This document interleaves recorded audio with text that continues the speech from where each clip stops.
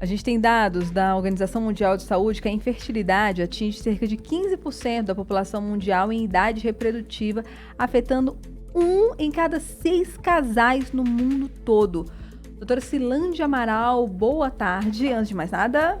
Boa tarde a todos que estão nos ouvindo. E que dado é esse? 1 em cada 6? Os números assustam, né? Porque quando a gente fala em infertilidade, muitas vezes a gente não tem muito essa noção, né? E aí, quando a gente traz numericamente, as coisas ficam mais claras, né? Aham. E assim, primeiro vamos dizer o que é o diagnóstico de uma infertilidade, né? Nós consideramos um casal infértil aquele casal que, mantendo uma atividade sexual regular, sem uso de método contraceptivo, não consegue engravidar dentro de 1 ano. 1 ano. Ok? Não importa a idade? Importa a idade, Tá. sim.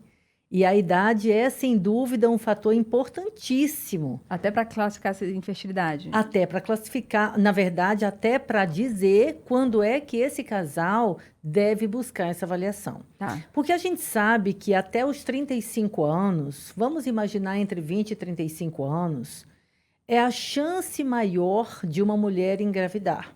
A partir dos 35 anos, a gente já tem uma queda progressiva da capacidade reprodutiva por uma redução da sua reserva de ovário, mas também por uma diminuição da sua qualidade dos óvulos.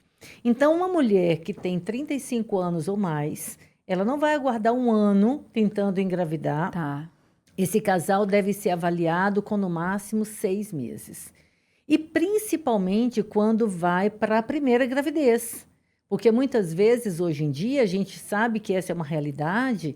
As mulheres estão protelando a gravidez cada vez mais por questões de trabalho, questões profissionais, questões de realidade do mundo mesmo. Uhum. E aí, de repente, essa mulher com 37 anos resolve ter filho. E ela chega e fala assim, eu quero ter 3 filhos, né? Então, mesmo que esse casal não tenha ainda um diagnóstico de infertilidade, esse casal deve ser avaliado o mais prontamente possível, porque o projeto deles é ter 3 filhos. Então, se ela tiver o primeiro com 38, o segundo vai estar com 39/40 e o terceiro com 41, 42 anos. Então, a gente precisa fazer uma análise individualizada, de acordo com a história, de acordo com a idade, de acordo com o projeto familiar daquele casal. Isso é muito importante. Então, é sempre realmente buscando esse tratamento. E eles decidiram fazer isso, né? A OMS decidiu levantar e colocar esse alerta porque esse número tem crescido. Exatamente. Esse número tem crescido por razões diversas. Mas, como eu te disse, uma das razões importantes é a idade da mulher, né? Apesar disso, é importante dizer que nem toda infertilidade é de causa feminina. Boa. Ok? A gente, quando vai fazer uma análise do casal nesse processo, é buscando razões femininas e masculinas. E apesar disso, olha outro dado super importante, nós temos, em média, 50% a 60% de infertilidade sem causa definida. Tá? Peraí, doutor. Então, de É o que... cada 10, 6, você não consegue nem saber se é mulher, se é homem, o que está acontecendo? É uma infertilidade sem causa definida. Que horror. É o que se chama de ISCA, infertilidade sem causa aparente. Então, esse casal entra num processo de análise que muitas vezes a gente não consegue identificar qual é a razão pela qual eles não estão engravidando. E eu te digo, Bárbara, que é muito comum, e recentemente eu tive, inclusive, uma paciente que ela me disse que nunca viveu uma frustração tão grande quanto ela não conseguir engravidar. Isso mexe muito com todo mundo, isso mexe com os casais. É um questionamento enorme de o que está acontecendo, por que eu não consigo engravidar. E essa paciente, ela tem um alto padrão financeiro, ela é daquelas pessoas que investiram muito no estudo, no trabalho. Mas, doutora Silândia, eu só tenho 37 anos de idade, eu sou saudável. Eu preciso entender por que eu não consigo engravidar. Então, é importante que um casal compreenda que nem sempre existe uma razão clara para isso.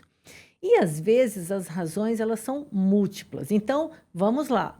A idade materna é um fator importante.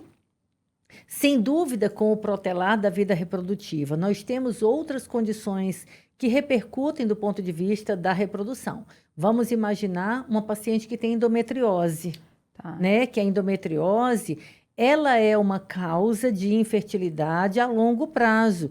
Então, uma coisa é uma mulher jovem de 28 anos que tem um diagnóstico de endometriose, mas ela não teve ainda uma repercussão do ponto de vista de infertilidade por essa condição. Ela não engravidou jovem e ela acaba indo engravidar com 34 anos. Nesse intervalo aí, muitas vezes, a endometriose levou ela a ser infértil. Então, a gente tem muitas razões para que uma mulher tente engravidar, para um casal, na verdade, tentar engravidar e não conseguir. E no homem? O homem tem muitas razões também, por exemplo, varizes testiculares, que é o que a gente chama de varicocele, né? Traumas. Existem algumas alterações de espermatozoide que são por alteração estrutural do espermatozoide. Existem razões infecciosas que ele deixa de produzir espermatozoides numa quantidade, numa qualidade que seja fértil, né? Então, as razões são muitas. A gente tem vários exames que esses casais passam para que a gente possa compreender qual é a razão. Então, vamos imaginar. A mulher, obviamente, ela tem mais razões para uma infertilidade. Porque ela tem uma razão ovariana, então ela pode ter uma baixa produção de óvulos, esses óvulos não serem de uma boa qualidade. Ela pode ter comprometimento de trompas. Olha só, Bárbara, faz de conta que o meu corpo é o útero. E as trompas são os meus braços, ok? Os meus braços, essas trompas, elas têm que ser pérvias e elas têm que ser móveis. Porque na hora que a gente ovula, essa trompa vai lá e capta esse óvulo. Mentira, e a gravidez acontece exatamente na trompa. A fecundação acontece na trompa.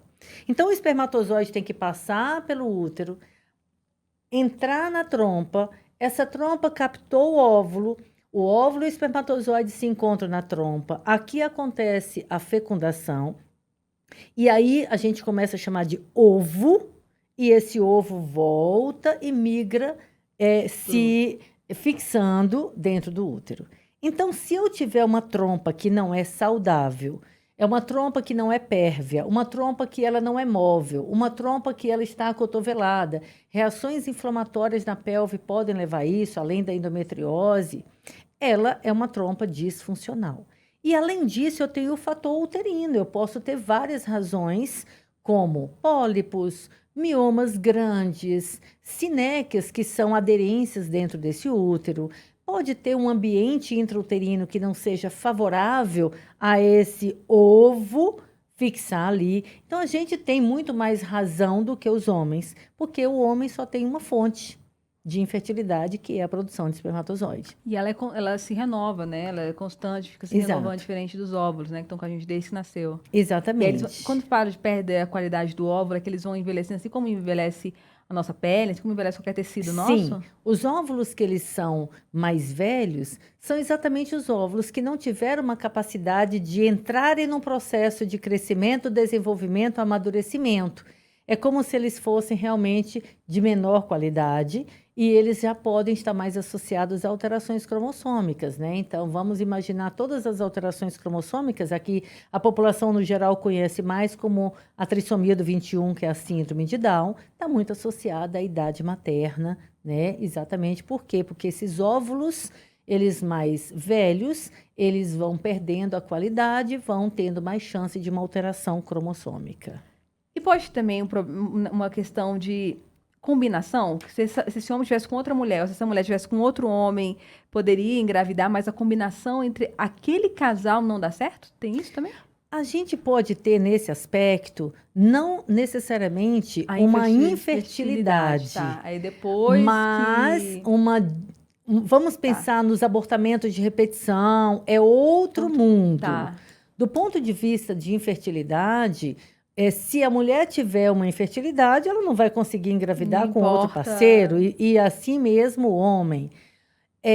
Mas, às vezes, a gente tem as infertilidades sem causa aparente, e esse casal, de repente, se separa, e, de repente, com outro parceiro até consegue. Mas não vamos fazer propaganda aqui disso, né, Bárbara? Não, vamos manter os casais que querem ter filhos juntos. Eu acho que o grande recado aqui é: todo casal que está sem método contraceptivo, com atividade sexual regular, há 6 meses a 12 meses, de acordo com a idade da mulher, esse casal deve já buscar uma análise do ponto de vista reprodutivo, se eles desejarem engravidar, obviamente. Se esse casal tiver o planejamento de ter 2, 3 filhos, e eles pensarem em começar a vida reprodutiva deles a partir dos 35 anos, também vale uma análise para avaliação de qualidade e capacidade reprodutiva para que eles possam atingir o objetivo reprodutivo deles. Porque, como eu disse, é muito frustrante para um casal que muitas vezes eles estão convivendo há 10 anos e eles querem, assim, comprar o apartamento, conhecer parte do mundo, curtir um ao outro, e aí, de repente, eles falam, agora nós estamos prontos para ter nossos filhos, e essa gravidez não acontece. Isso é muito frustrante, isso abala a relação desse casal, eles começam a entrar numa esfera, numa busca de uma justificativa gigantesca. Muitas vezes essa justificativa, como eu disse, ela não vem, ela não acontece, e isso vai aumentando a frustração deles dois. Procurem sempre ajuda, gente, ainda mais nessa situação que a gente tem hoje, nessa cultura que a gente tem hoje, sempre postergar. Doutora Cilândia Amaral, obrigada pela aula. Gente, eu adoro as aulas aqui. A doutora Cilândia é uma aula em tanto de anatomia e de vida também. Obrigada. Não é o objetivo da aula aqui também, né? Mas, enfim, muito obrigada pela oportunidade.